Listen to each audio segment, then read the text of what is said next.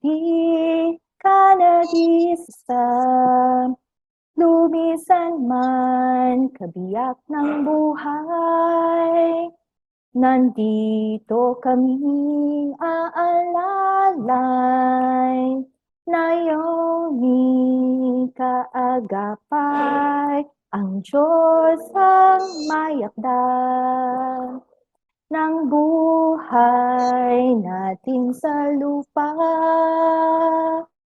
Siya rin nagbibigay ng gantimpala, manatiling matatag hanggang wakas. Gagawin niyang galak ang kalungkutan, papalitan ang luha ng pag-asa.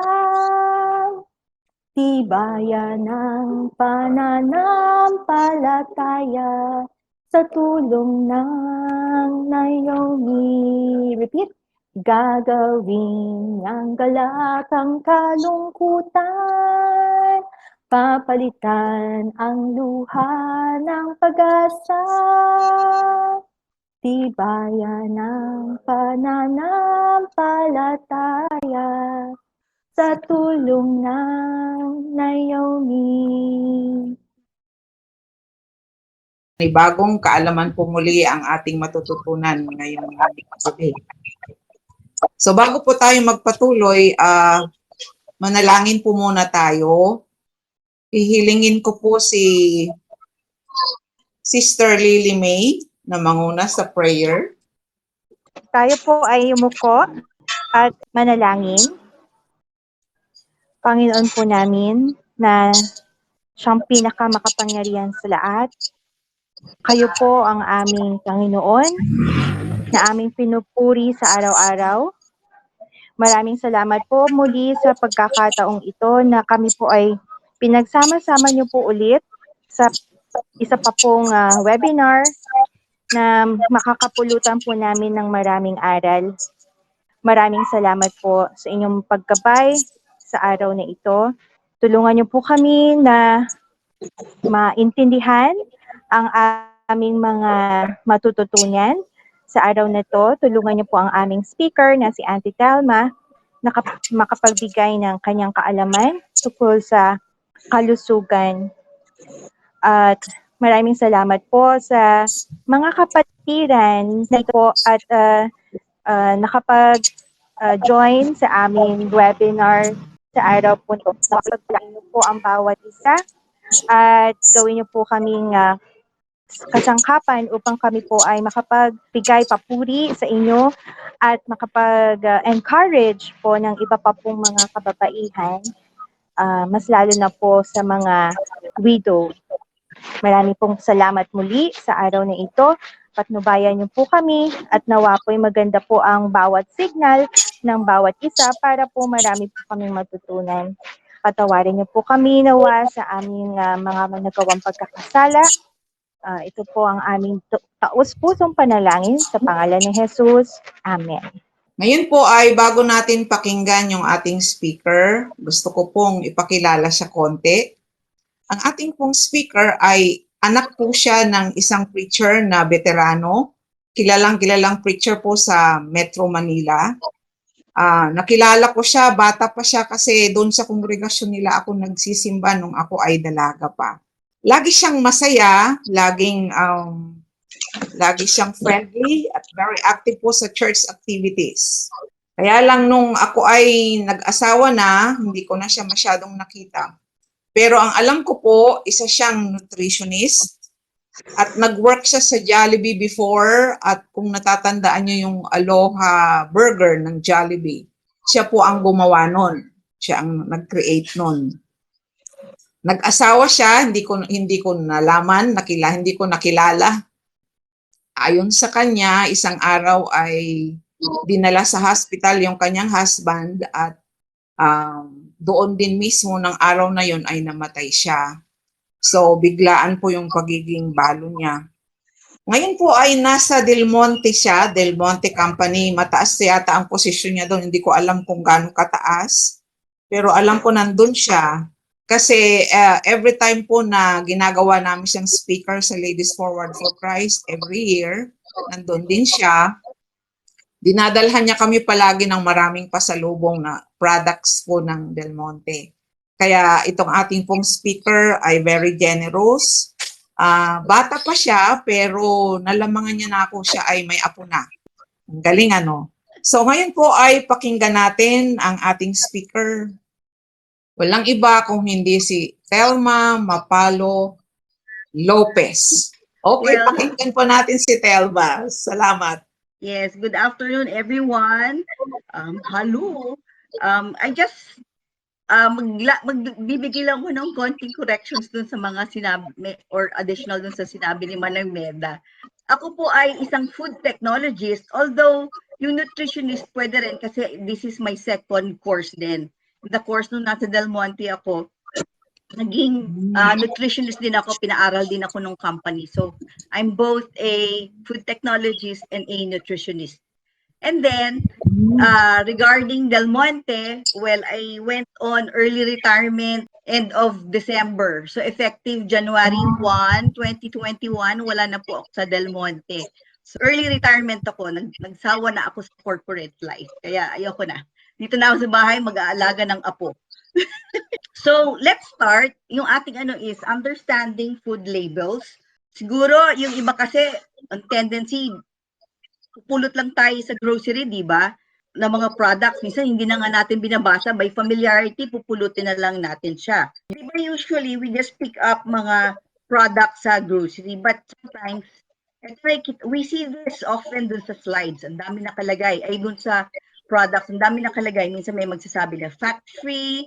Tapos may tayong makikita nutrition facts. Tapos ang dami magsasabi kung real fruit ba siya or 100% natural. So nakakalito, di ba? So start by knowing what food labeling is. Basically, ang food labeling is it's a way to know kung ano yung laman ng product, yung attributes, how to use it, and then yung other specifications such as other informations na required by law. Okay? It is also a means of the manufacturer to tell us what their product is. So parang it's their way of advertising na rin kung ano yung binibenta nila sa atin. And on the end of us consumers, it is our way of knowing what are we looking for in a product or kung ano yung gusto ba nating bilhin. Ang food labeling, it ay required by law. It is covered by yung Food Safety Act, Republic Act number 10611, then mga other acts like Philippine Consumer Act, the Philippine National Standards, and it is regulated by the Food and Drug Administration. Internationally, we use a food code which is called Codex Alimentarius. So ibig sabihin, kung required siya by law, if the manufacturers make some violations, ibig sabihin, mape-penalize ka kasi or you will be penalized kasi it is a law basically. Ito yung example nung Philippine National Standard. Drinking water lang, meron yung standard sa as Philippine National Standard. So kung for your information lang, if you want to look for or if you're starting to make mga products you intend to sell, eto, meron tayong Philippine National Standard. You can just Google it sa internet. I mentioned a while ago, sabi natin, it is a law. So, ibig sabihin, kapag hindi ka sumusunod, ang tawag doon, misbranding or mislabeling. So, when we mislead the consumer, kunwari, sinasabi natin dyan, any part of the label is misleading. Sabi natin, tomato ketchup, yun. Sample, tomato ketchup. Pero pag open natin yung product, hindi pala tomato ketchup. Ang laman pala niya, banana ketchup. So that's misleading, di ba? Although ang itsura nila, mukha silang parehong reddish sauce, pero yung pala, yung itagawa sa banana, you cannot label that as tomato ketchup. Even for the word ketchup alone, hindi mo rin pwedeng i-label na ganun na ketchup lang. Dapat isi-specify mo siya kung tomato ba siya or banana ketchup or squash ketchup. Okay. Tapos kunwari kapag hindi din dinagay yung item, supposedly like an allergen, hindi natin nabanggit, tapos may nangyari doon sa doon sa consumer, ano yun, nagiging ano rin yan, misbranding din siya o mislabeling. So yung mga, supposedly yung mga information dapat presented prominently enough. There is unauthorized nutrient content. Kunwari pag sinabi nating high in calcium, pero nung tinest, kunwari yung consumer lang, pinatest niya yung product and lumalabas, ang baba pala ng calcium content, ibig sabihin, ano yun, mislabeling yun kasi you are not true to what you are saying about your product. Yung health claims din, kapag ang health claims kasi, hindi ka basta-basta pwede magsasabi ng good for the heart, ganyan-ganyan. So, may mga certain requirements for us to say that this product is good for the heart or may help lower cholesterol, fights cancer. So madaming mga iba-ibang manufacturers na nagsasabi na ganun. Bawal yon kung hindi naman totoo na nagagawa ng product talaga. Ano ba yung nasa label? What must be on a label?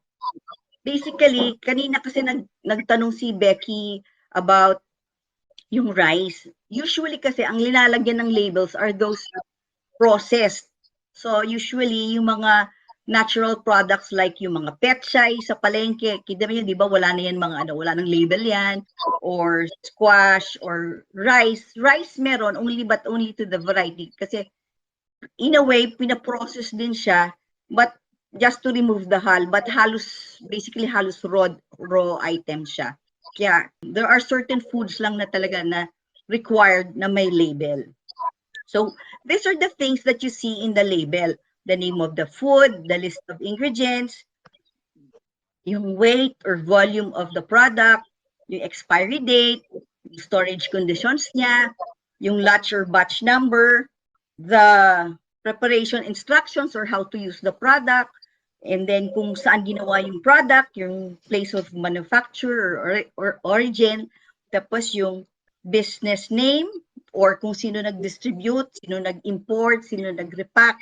Minsan hindi natin nakikita yung actual name ng manufacturer, ang nakalagay lang distributor. So ayun. So also included in the label should be yung nutrition information, yung parang numbers, and usually it comes in black and white lang para talagang kitang-kita siya. And then there's allergen information and also yung mga claims. So we go one by one sa mga to. So name of food. Okay. So yung name of food dapat clearly stated and not misleading. It should also show yung mode of process kung na-process siya. Like for example, and then it should also follow yung regulations on standards of identity. Kasi bawat food product meron siyang standard, di ba kanina pinakita ko Philippine National Standard, meron standard of identity yon. So these are the examples. Pare, pineapple. Diba? Ang daming klaseng pineapple eh. So it can be crushed, it can be slices, yung buo ito. Then it can be vacuum freeze-dried. It can be a dried pineapple. Pero imagine this is dried pineapple. Usually if you say dried pineapple, this is your natural way of drying versus that of the vacuum freeze-dried. Ibang klaseng drying yan. Vacuum freezing yan. And then pineapple pero jam naman siya. Then there's jelly. Yung it can be kunwari mga beverages. It can be a flavored, pineapple flavored lang siya. It can be pineapple drink. It can be a juice drink. And it can be 100% juice. So it is clearly stated talaga. So yan, ito yung sample standard identity. I'll give you an example of a standard identity for juices or juice drinks or fruit drinks, okay? So for fruit juice, dapat 100% real fruit yan. Pwede siya if it comes from concentrate. Pwede rin naman hindi from concentrate. Pero basta 100% na juice. It is possible na may water siyang added. I'll get back to you later on that. And then for fruit juice drink, yung difference niya, hindi siya talaga 100% na juice. Ibig sabihin, may konting juice lang. Tapos may mga other flavors na kasama like natural or artificial sweeteners and flavoring. Tapos, pagka sinabi naman fruit flavored juice, fruit flavored drink, ito yung mga terms usually na ginagamit. It's fruit drink, punch, cocktail, beverage, yung mga aid like lemonade, yan. Or mga with added sugar or with other artificial flavors. Tapos, ang fruit nectar naman din is 25 to 50% juice content. So, if your product is kunwari pineapple, I cannot label it as pineapple, 100% pineapple juice if I put sugar. Bawal yon. Pwede tayong ihabla, pwede tayong huliin ng FDA for that, and then makukulong tayo and we pay for penalties. Okay? Sample. Yan. Common sa atin yan. So, Welch, di ba?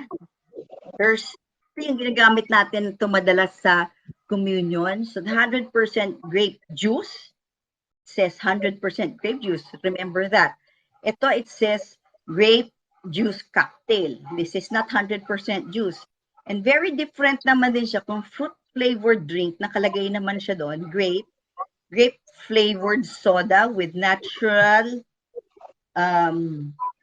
what's that? With natural, hindi ko mabasa, added flavors. Okay? And then yung isa, grape nectar naman. So, definitely that's 25 to 50% juice. Okay? So, very clear kung ano siya. Kung ano yung description ng pagkakaprocess ng product.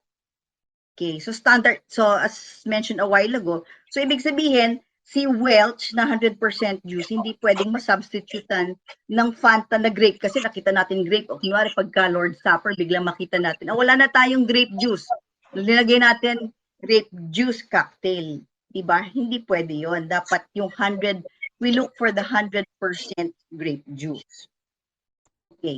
Ito trivia lang to. I just saw this in the supermarket. We're, karamihan yata sa atin, we use the Welch na brand, right? If you look at the ingredients, it says there, grape juice from concentrate. Kasi a while ago, I said, di ba, yung 100% grape juice, pwedeng may water. So, ito yon. Kasi, yung grape juice niya is made from concentrate. Yung, in the food processing world, when we say concentrate, yung juice lang to, dumadaan lang siya sa isang cooking vessel at ini-evaporate off lang yung water for purposes of being to store more grape for that season or for it to be easier to transport the product from one country to another. Kasi, syempre, pagka andun pa yung water, nagbabayad ka rin ng shipment cost ng pure na grape juice without na hindi pa na-evaporate yung water. So ito, sa Welch, what they do dun sa mismong factory or orchards nila, when they harvest grapes, ang dami niyan eh. So minsan, hindi lahat kayang i-process in a day into 100% juice na talagang juice lang. So what they do is, they concentrate it for future use naman. So kaya nandyan yung water. Okay, so yung difference niya naman from the other side, halos pareho lang sila pero mas simple lang yung pagkaka-mention lang ng ingredients dito sa kabila. It says lang water kasi parang water and then grape juice concentrate.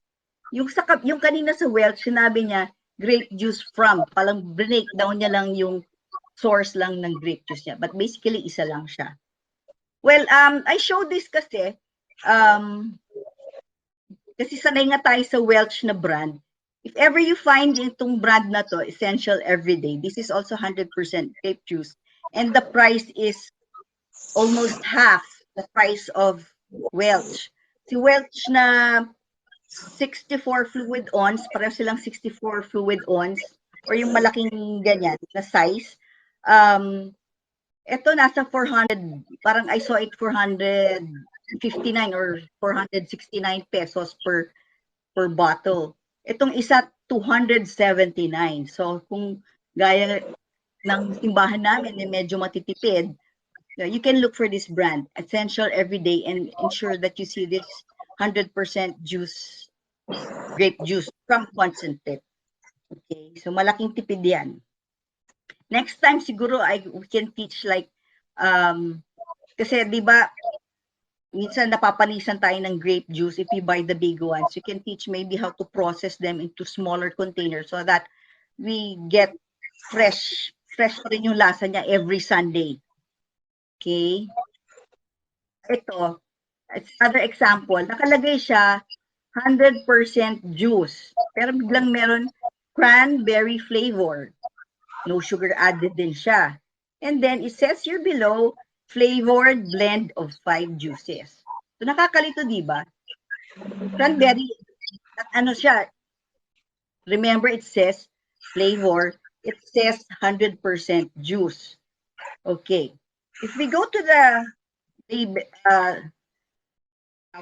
yung ingredients niya sa likod, kaya siya nakaka-claim na 100% juice. Because look at it. It says grape juice,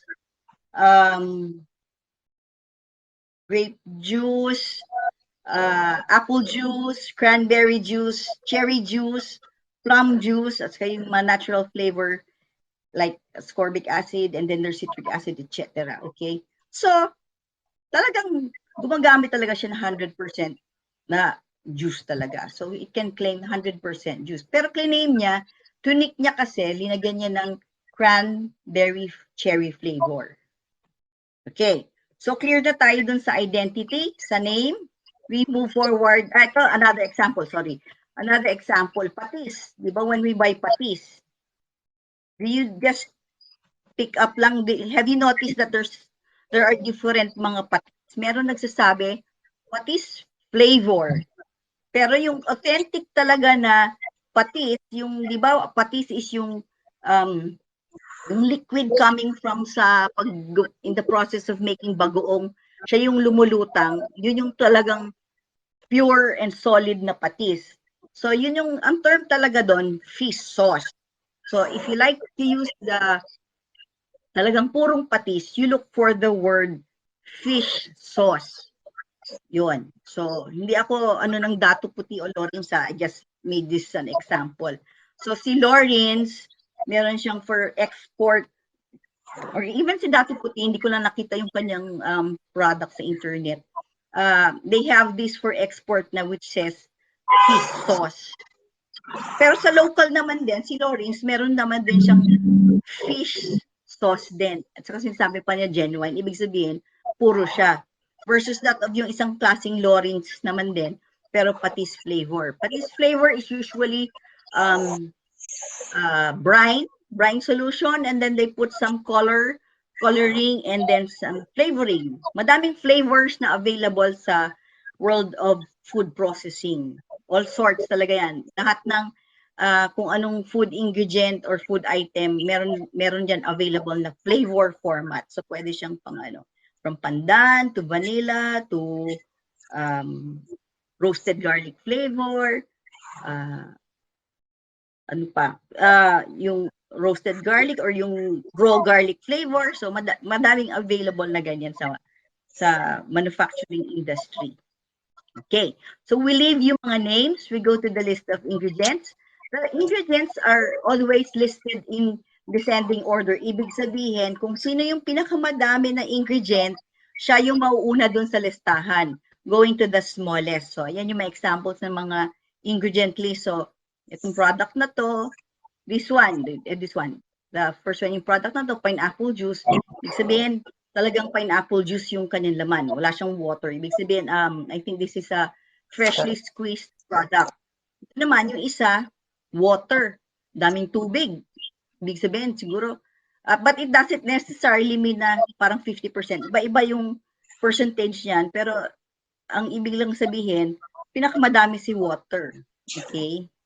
So, ito, imagine this one. Pinakamadami niya sugar. Fructose, citric acid, yan. And also this one, yung ingredients niya sugar, tapos sumusunod water. Okay, so ano to, halos wala na siyang nutrients. Okay, so yan yung list of ingredients. Okay, now we go to the weight or volume of the product. Dapat nakikita rin siya sa product. It is called net weight. Net weight, ibig sabihin, it is the weight of the contents only, and it does not include the weight of the can. So, net weight lang. So, ang pag-declare nila ng weight or volume, dalawang klase, metric system or yung kilogram, gram, milligram, or liter, milliliter sa sa volume, or the English system. Pag English system, it's the pound, ounces, gallons, okay, fluid ounce.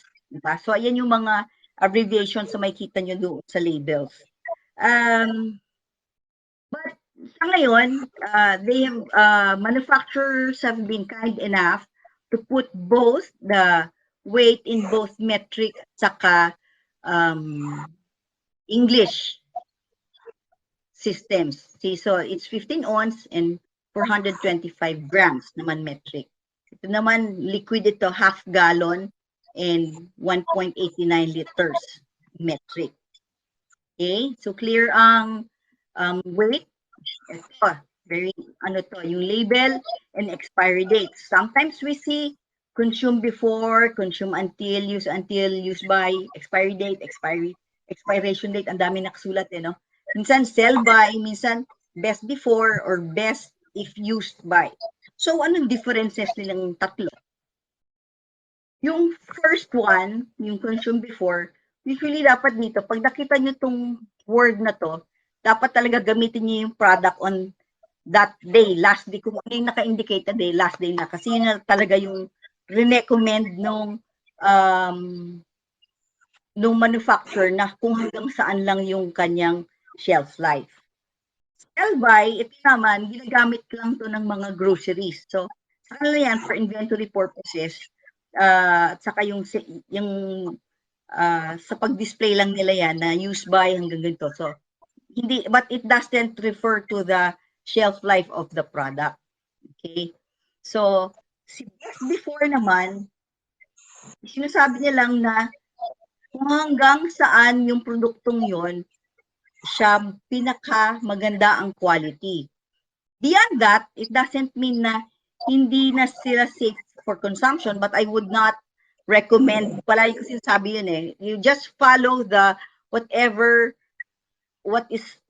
is written in the labels, yung sa labeled expiry date. Do not assume na, ay pwede pa to kasi ganito. Ang mahirap kasi we don't know how the products were handled prior to us buying it from the market. Madaming dinadaanan kasi yan sa supply chain. Imagine mo kung, kunwari, si Del Monte, example, galing siya sa Mindanao, sa Bugo, lilipat siya doon sa warehouse ng Bugo, lilipat siya ng another site, sasakay siya sa barko, ibababa sa Manila, isasakay siya sa truck, ililipat ulit sa kung saan probinsya. So madami siya nadadaanan. So sometimes the products are not really handled properly by people down sa supply chain. Medyo low-tech pa tayo sa Pilipinas as compared to other countries kasi tayo mano-mano yung transfers, yung pagbubuhat. Sa ibang bansa like for Japan and the US or even in the UK, hindi lang hinahagis-hagis yung mga boxes na gina-jacklift, airlift. So talagang may mga mechanical means of carrying. So talagang naaalagaan nila yung products. Okay, so sumatotal for this one, just make sure to use the products on or before kung ano yung date lang na nakalagay doon. Huwag na kayo mag-experiment beyond it. Okay. So ito, di ba? 01, 13, 21, these numbers, you will see this dun sa expiry dates. So, and then there's 13, 01, 21, 21, 13, 01. Basically, lahat yan, ibig sabihin yan, January 13, 2021. Kasi 01 is for January 13, and then this is the year. So ito pag binaliktad naman, so this is the day, this is the month, this is the year. Pwede naman ito yung year, This is the day and this is the month. Okay? As opposite naman, kunwari, yung January 12, 2021 at saka December 01, 2021. Pag tinignan mo, pwedeng pareho basically yung values nila. So, paano natin alam ngayon kung sino yung tamang date?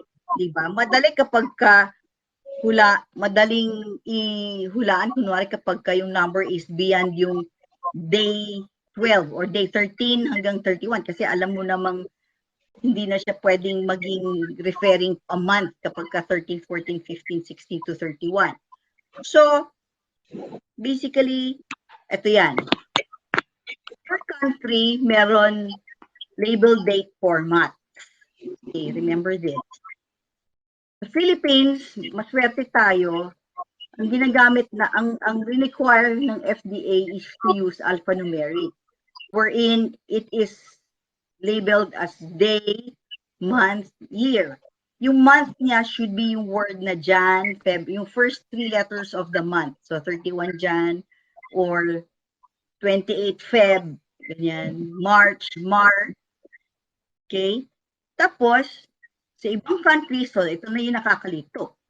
Pagdating sa Middle East and most companies, ang style naman nila, day, month, year, pero numeric lang, walang number. So yung kaninang previous slide na pinakita ko, ganun siya, nakakalito. But remember sila, day, month, year. So 31st day of the month of January 2021, yung ibig sabihin ng 31/01/21. Okay, madali dito kung binuo nila yung year, YYY, the end of the, yung binuo nila yung year into 4 digits, then madali din kung yung day mo is anywhere from 13 to 31. So, alam mong day yon, hindi ka na malilito. Kapag kayo month kasi hanggang maximum yan hanggang 12 lang. But remember, Middle East yan. Okay? Another example would be for Canada naman. Ang style naman nila, alphanumeric din, kaya lang they use yung months nila, they have corresponding codes for that. January, JA, Feb, FE, March, MR, April, AL, and so on and so forth. So 11, so this is their format, year, month, day.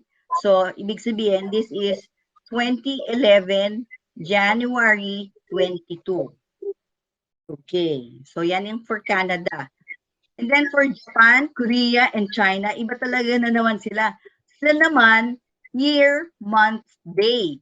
Ganun naman sila maglagay ng kanilang date. So, you really have to know kung saan nanggagaling. So, pagdating na naman sa US, iba na naman din sila. Month, day, year naman sila, and they use alphanumeric. Okay, nakakalito, diba? So, basically, you really don't have to memorize this naman eh. Basta importante, yung Pilipinas yung titignan mo. Kasi it is a requirement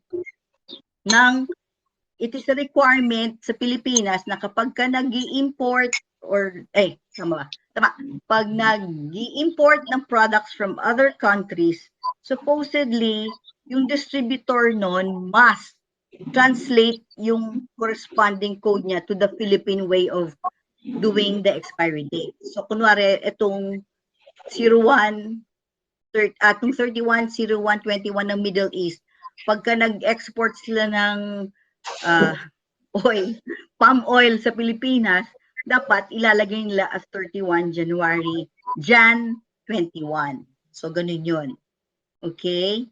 So, hopefully clear. Huwag na kayong malito dyan. Basta tignan nyo, Philippines, kung hindi kayo familiar doon sa expiry date, you can always call them kasi supposedly andun sa label yung kanilang contact numbers. So, ito yung samples ng label date. So, may 19 June. Ito, 19 June, this is bread. So, obviously, hindi naman yan magkakaroon ng expiry date na 1 year or 2 years. So, hindi na nila linalagay yung year. So, 19 June. So, ito, 20 August. This is, di ba? This is a Philippine way of doing it. 20 August 18, and then 24 December 20. So what are the importance of these codes, ano? Apart from knowing kung hanggang kailan na siya pa pwede or hanggang kailan yung shelf life niya. Well, the importance is kapag meron kayong complaint dun sa produkto, or kunwari kapag ka nagre-recall or nagkakaroon ng process of withdrawal, na kunwari may balita, okay, those who bought these products with the following code, yan. Dapat ito, alam natin yung information na yan, yung table dates and the lot codes. Hindi po ito madaming kasi nagkakamali na ito yung binibigay lang numbers, yung 7206 something ganyan. Ito po ay barcode and it in no way is related to the shelf life of the product. Pang inventory lang po yan ng mga manufacturers and also the supermarkets. That's for inventory coding purposes. Okay?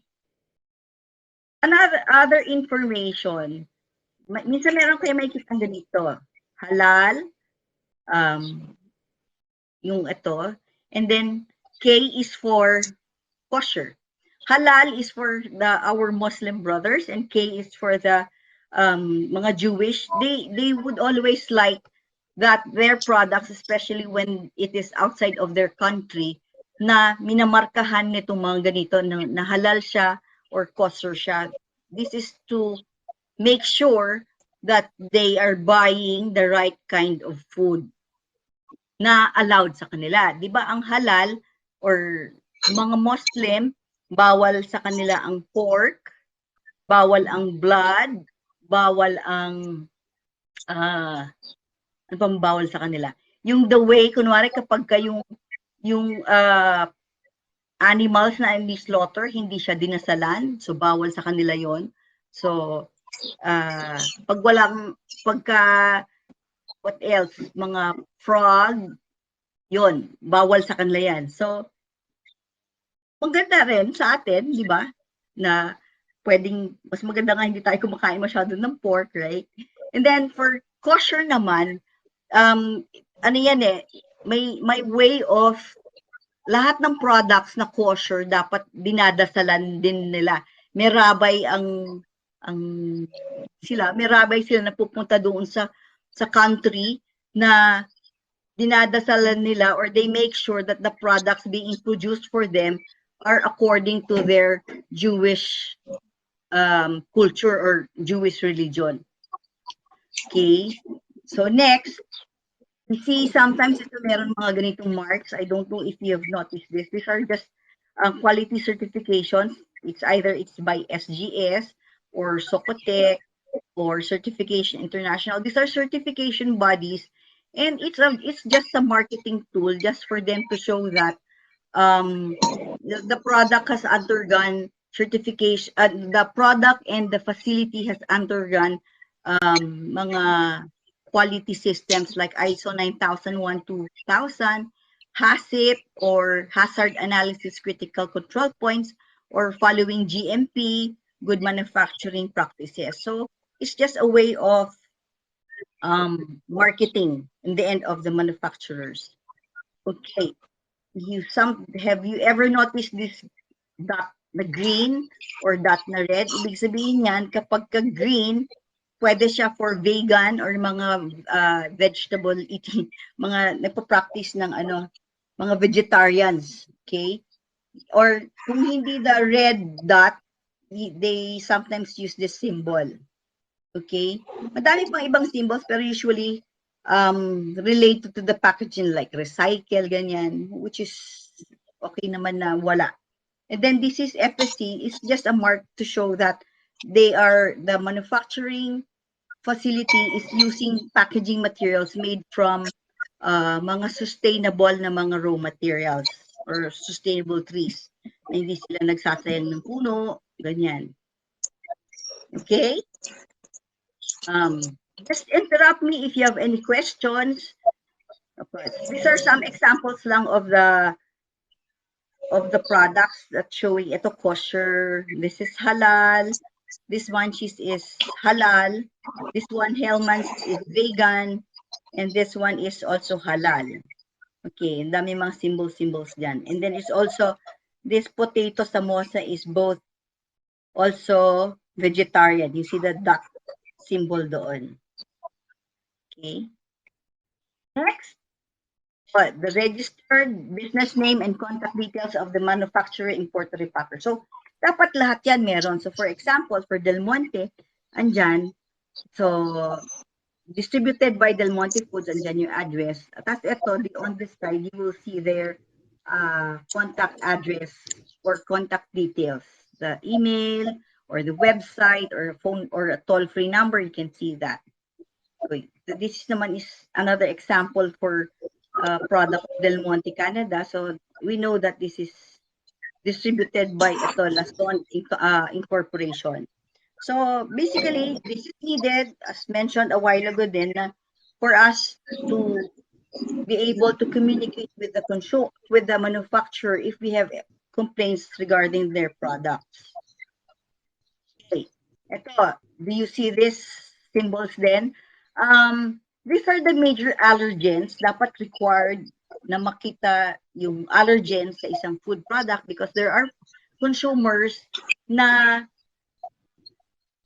very reactive to certain ingredients of the products. So for example, basically major allergens lang to, but for depending on the country, it can be more than 8, it could be more than 14 or 20. The ones with the red dots, yan, are 8 major allergens, and this is under US. Sila yung 8. Yung the rest, 14, all 14 of them is naman for the UK. They consider 14 major allergens. Okay, so basically, peanuts and all their byproducts. Okay?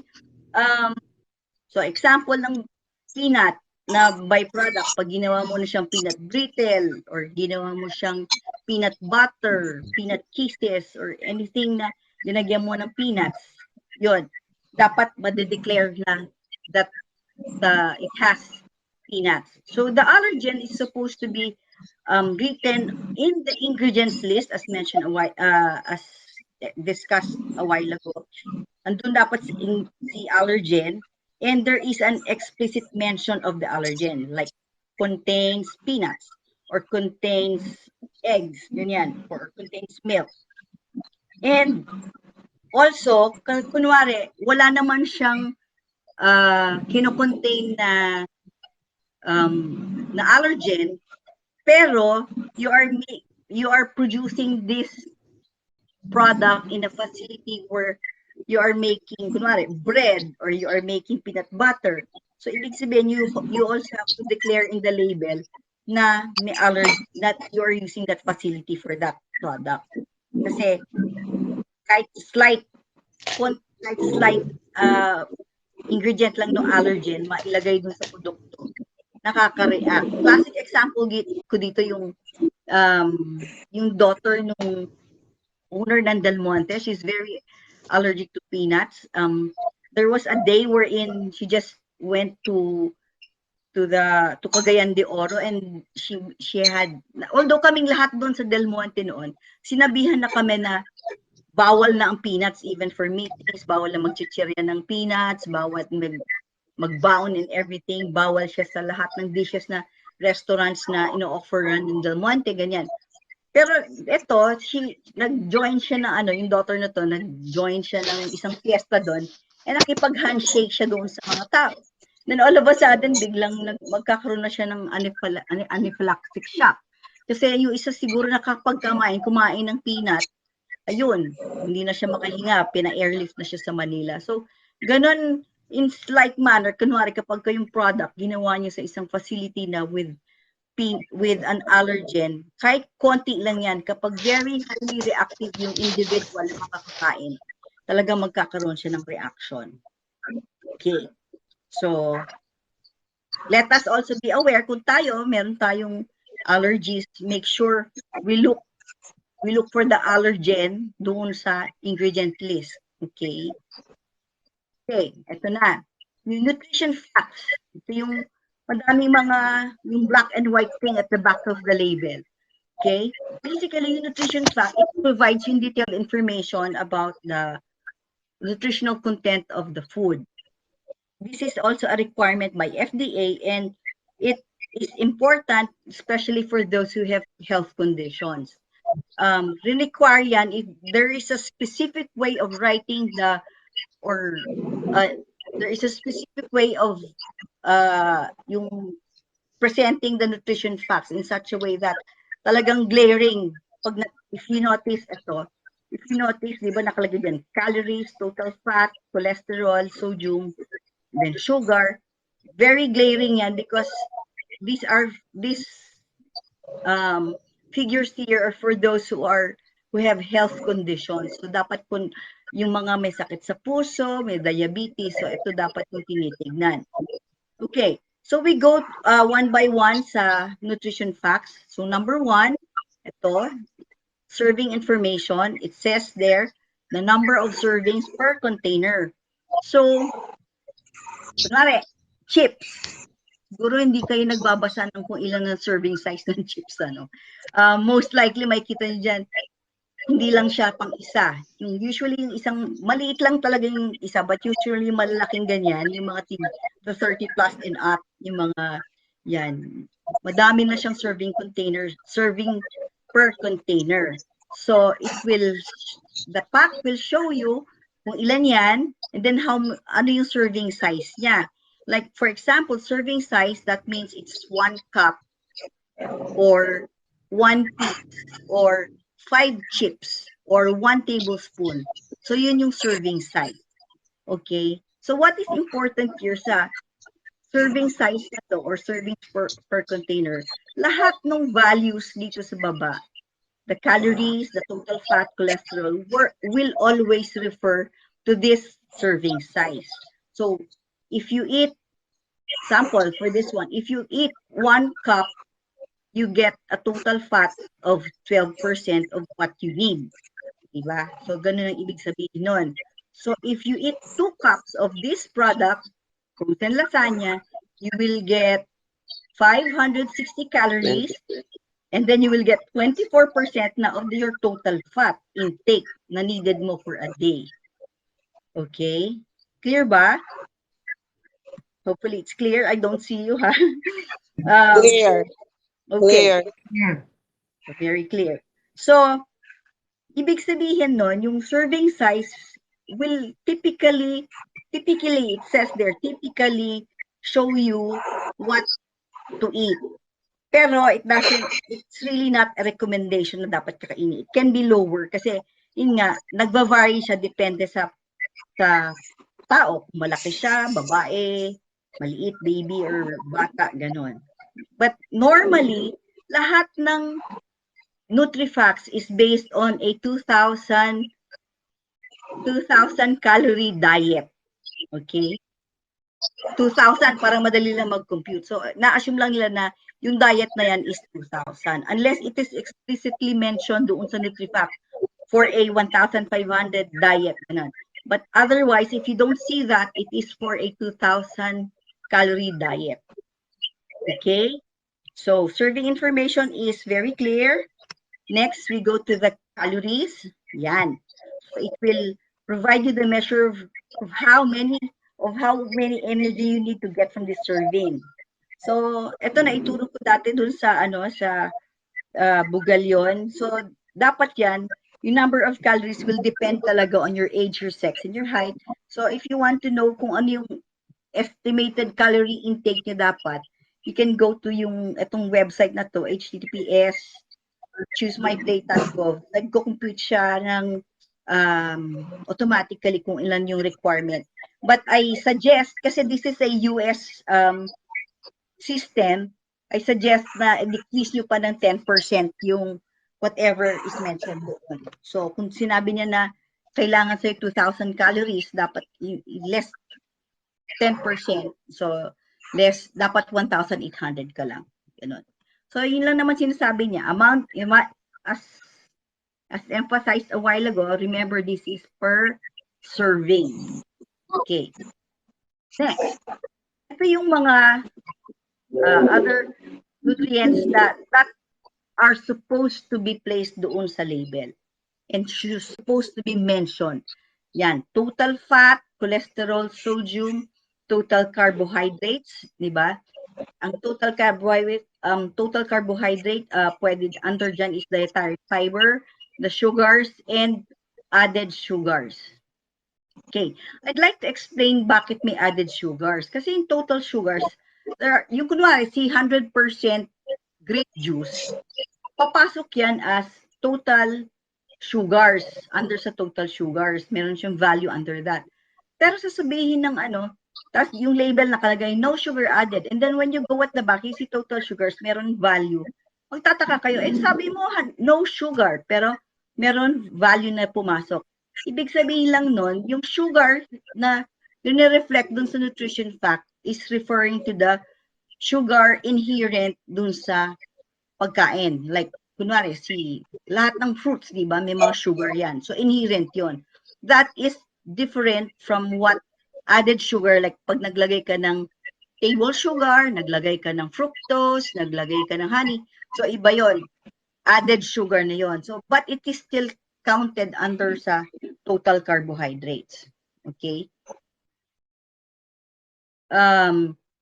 Yung above, ang suggestion is you get less of these nutrients found above the dark line, the heavy black line, and you get more of these nutrients found below, the vitamin D, calcium, iron, potassium, or other nutrients or minerals found in the food. Okay? As mentioned a while ago, ito yung first panel na to, first figures are usually related talaga sa mga adverse health effects kapag sumobra ka if you go beyond these things, except lang for maybe for dietary fiber. Pag sumobra ka rin naman kasi ng dietary fiber, magkakaroon mag-LBM ka rin ng gusto. Okay, so masama din. Okay, so that's the nutrients. You see here, these are percentages. These are the percentages of yung daily values ninyo.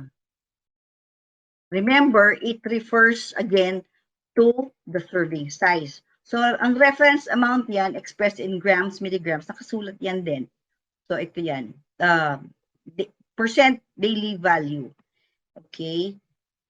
It shows how much a nutrient in a serving of a food contributes to a total daily diet. So again, sample, cholesterol, this product, if you eat 1 cup of this product, frozen lasagna, you will get 12% of your requirement lang of cholesterol. Di mo namang, di ba, sabi nga natin, we should get yung mga whatever is here, dapat we eat less of whatever is here. Kunwari pagka sodium 37%, that's already quite high because remember, kung ano man yung kinakain mo to, this is not your only source of sodium, but you will still be eating 3 meals a day, some snacks. So baka yung 37% mo, ma-over ka na by the end of the day, lagpas-lagpas ka na sa requirement nyo. Okay. Okay. Any questions? You can raise your hand or you can interrupt. Okay, ito lang this is just a graphical presentation of showing yung sinasabi ko kanina. So kunwari yung sodium dito, it says 37% of utilized, yung 1 serving 850, kumain ka na niyan. Ibig sabihin, may remaining ka pang 63%. Okay? Kung kumain ka ng dalawa, ibig sabihin, 2 serving, ibig sabihin, nagamit mo na 74%. Imagine mo kumain ka na ng 2 serving nun, 74%. Halos maubos mo na yung allotment mo for that intake. So, ito yung mga daily values based on a 2,000 calorie diet. So, for saturated fat, dapat 20 grams lang. So, ang goal mo, dapat less than nung whatever value that is, yung kinakain mo. So, for sodium, ganun din, dapat ang intake mo lang, dapat 2,000 ml. Sipin nyo, 2,300 milligrams. Wala pang, ang yun, ang baba nun, kumpara sa lalo na if you eat a lot of chips, ang bilis tumaas ng inyong sodium intake. So ang goal mo talaga dyan is supposed to be less than. Then dietary fiber, at least, sabi niya at least. So 28 grams of the dietary fiber. Okay? And so forth, yung added sugars, dapat less. Vitamin D, at least. Okay? And then calcium, at least 1,300 milligrams. And then iron, at least 18 milligrams. And then potassium, at least 4,700 milligrams. Okay, so remember, this is based on the 2,000 calorie diet. Okay, now we go to health claims. Health claims, these are the examples of health claims may kita natin. A healthy diet rich in vegetables and fruit may help reduce the risk of some types of cancer. A healthy diet low in saturated and trans fat may reduce the risk of heart disease. A healthy diet containing foods low in sodium and high in potassium may reduce the risk of high blood pressure, a risk factor for stroke and heart disease. A healthy diet with adequate calcium and vitamin D and regular physical activity helps to achieve strong bones and may reduce the risk of osteoporosis. Plant sterols may help reduce cholesterol. Okay? Notice that it says palagi dyan may. Kapag nakakita kayo dyan ng if you see these claims and then wala yung word na yun, parang sinasabi nila na ito talaga nakakatanggal. Diba? If you remove the word may, a healthy diet rich in vegetable and fruit helps reduce. Talagang sinasabi mo na nagre-reduce na siya. So bawal yan nasabihin sa food labels kasi hindi naman siya medicine. Okay? At saka ang health claims, by the way, before you can put these sentences na to doon sa labels ninyo, it should be supported by scientific evidence, and then there are studies that have been done to show that it really may help reduce yung risk na yon. Palagi niya sinasabing may, never siya magsasabi na it will do this activity kasi pagka ganun ang pagkakasabi, it is already a medicine and then it's no longer under the food FDA, Food Authority. Okay? So, next, nutrient content claims naman din. So, you see this fat-free, pero it's in reality, hindi naman talaga siya fat-free kasi basta yung food has at least or less than 0.5 grams of fat per serving, pwede na nilang i-claim na fat-free siya. Okay?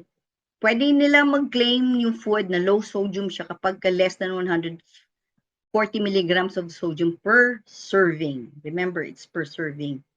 Pwedeng sabihin ng product na reduced calories siya if it's 25% fewer calories per serving na the food it is being compared to. Yun. Tapos, pwede mong sabihin na no added sugar. Basta, hindi ka naglalagay ng other sugar apart from that what is inherent sa product. Okay? Then contains omega-3 fats, pero at least, dapat may 0.3 grams. So, kung nari 0.2 lang yung available dun sa food mo, hindi ka pwede mag-claim na meron kang omega-3 fats per serving. Tapos, kapag sinabi mong good source ng calcium, dapat you will always see that at least 15% is there of the daily recommended intake for calcium. Okay, and then also for high source and fiber and pag sinasabing lean contains 10% fat or less. Okay. Next, itong Code of Federal Regulations, yung sa Food and Drugs, they can only claim na yung food mo is high or it is rich in or it is an excellent source of a particular nutrient if it contains 20% more or more of the recommended daily values. Okay? Ganun din, kapag good source and or pag sinabi mong contains or provides, dapat at least 10 to 19%. And then you can only claim more, fortified, enriched, and added extra or plus kapag nagde-describe lang na yung level protein is there, except lang hindi mo pwede magamit for meal products at saka main dish products. Okay, so medyo nagiging technical na. I think more or less, I think I have covered what you need to know about those food labels, basically my initial. Yung the other components like preparation, it's self-explanatory that it tells you how you are supposed to use the product, the cooking instruction, or if you're supposed to refrigerate it upon opening. So yun yung other which is these are all self-explanatory. Okay, ayan na, eksakto. I think this is the last slide, naghang na siya. So, thank you so much for, if you have any questions, please feel free to ask sa chat. Ayun, Aloha Burger.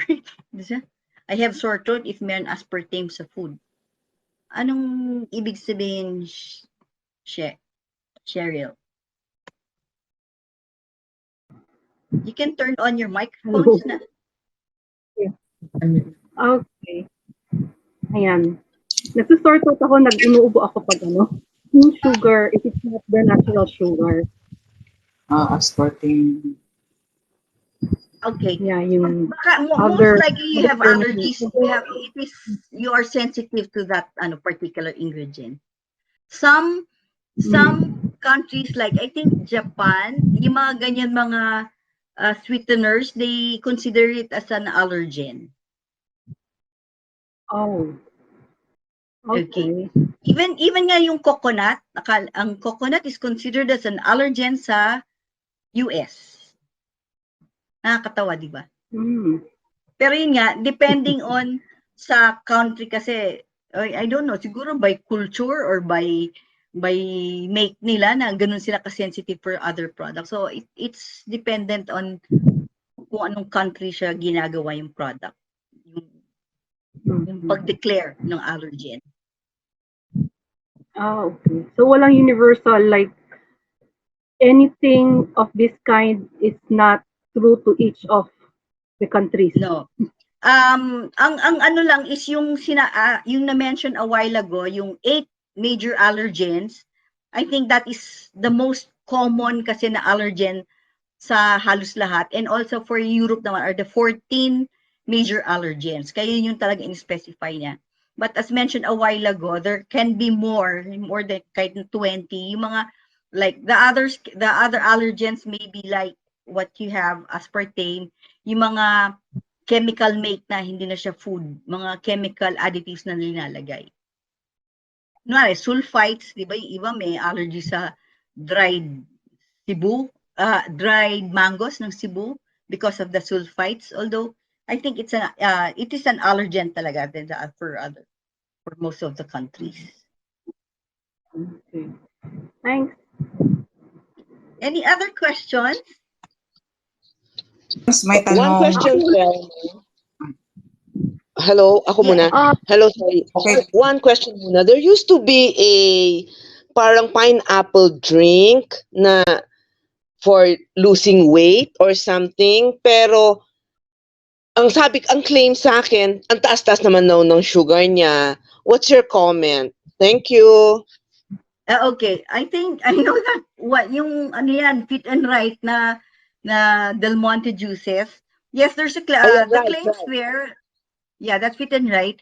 The claims there are true to its true. Basically, there have been studies that that supports yung pag-lose ng weight.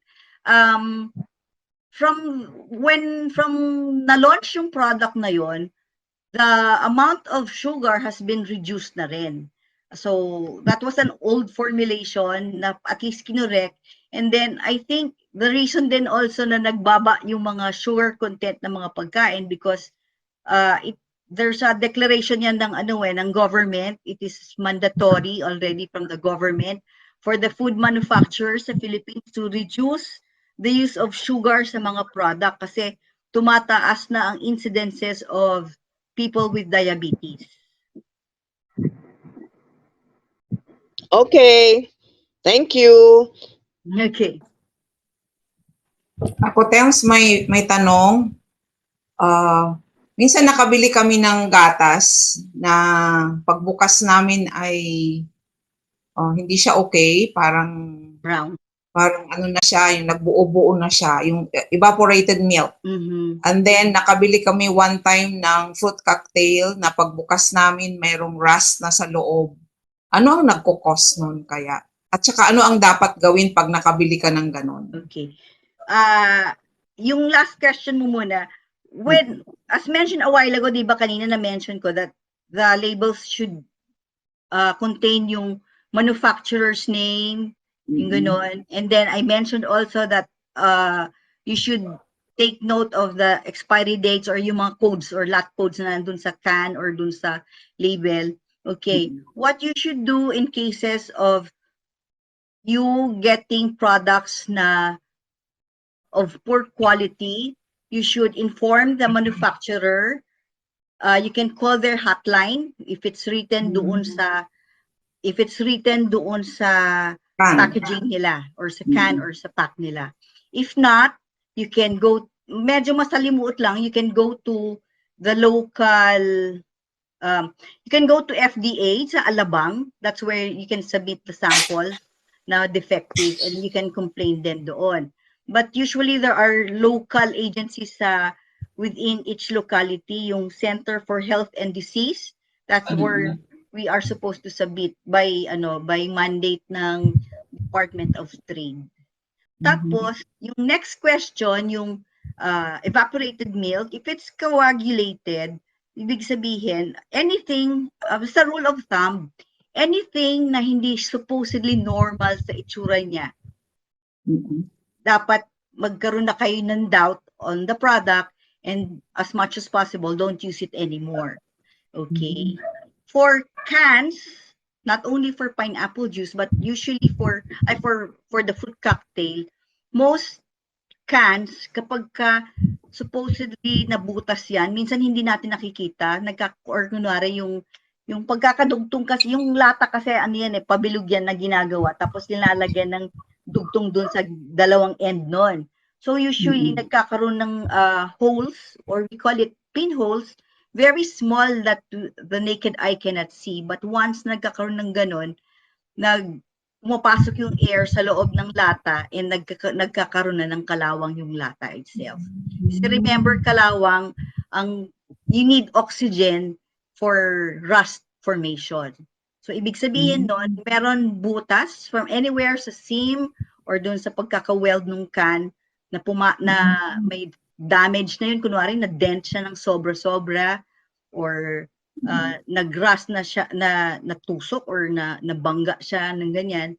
Once na pumasok na yung air sa loob, even at very small minute holes, magkakaroon na siya ng kalawang sa loob. Nakaka-destroy na siya ng quality. Okay. Okay. Okay. Salamat. Maraming salamat. Okay. Baka may iba po pong tanong. Yeah, may question si Miss Abby. What does sweetener mean in labels? Sweetener is usually, it refers to yung mga other than the regular sugar. Sugar kasi anything that sweetens the product basically is a sweetener. But by usually it will supposedly dapat nakalagay natural sweetener or artificial sweetener ganon, or kasi minsan branding din yan pag sinabi mo sugar from beets, sugar from cane sugar, sugar from starch, sugar from maize, ganon. So, but basically sweetener is something that will sweeten the product. It may be artificial, natural. Any more questions? Cocoa sugar or muscovado? Basically, pareho naman silang made from natural products, natural derivatives.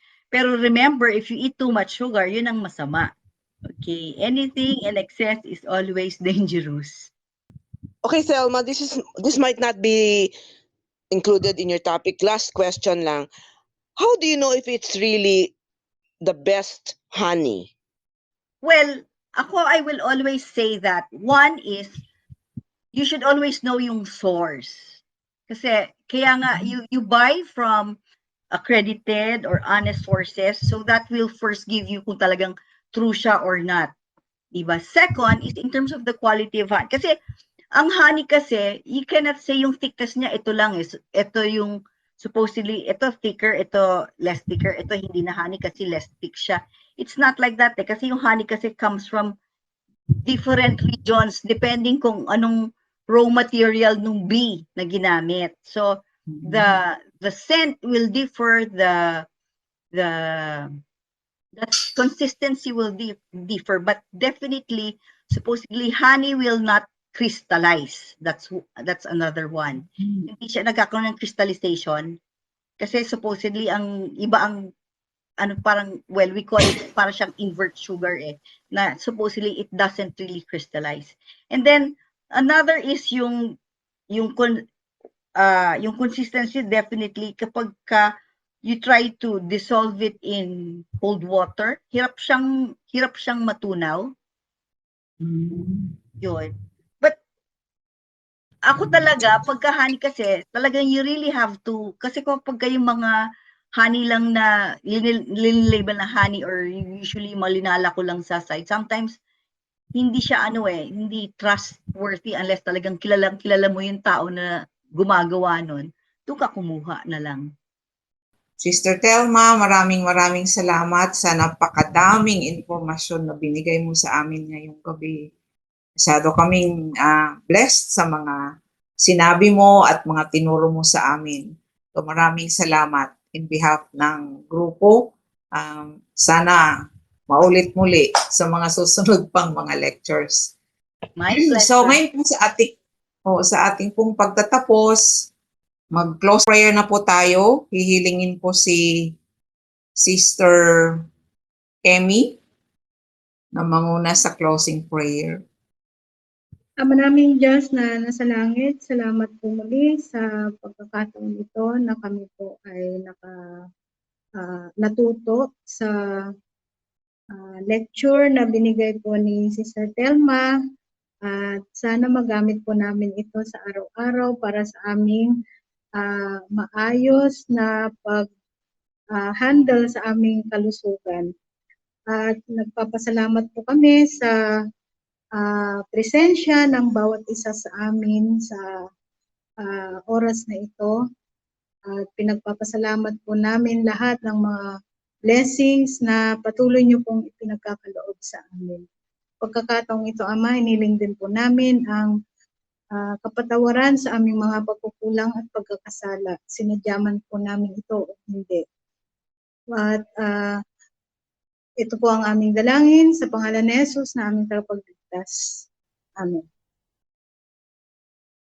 Di ka nag-isa, lumisan man, kabiyak ng buhay.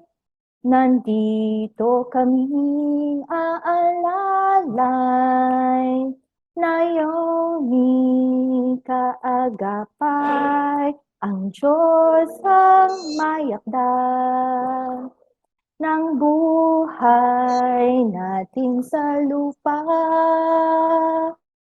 Siya rin nagbibigay ng gantimpala, manatiling matatag hanggang wakas, gagawin ng galak ang kalungkutan, papalitan ang luha ng pag-asa, tibayan ng pananampalataya sa tulong ng Naomi.